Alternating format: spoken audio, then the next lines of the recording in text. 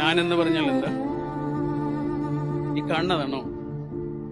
എന്റെ ഉള്ളിലുള്ള ആള്.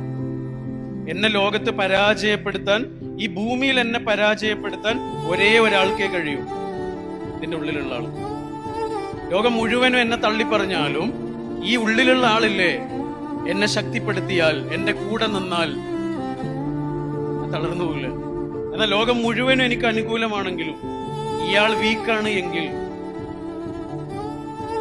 അപ്പൊ ഞാനും നിങ്ങളും എന്താ?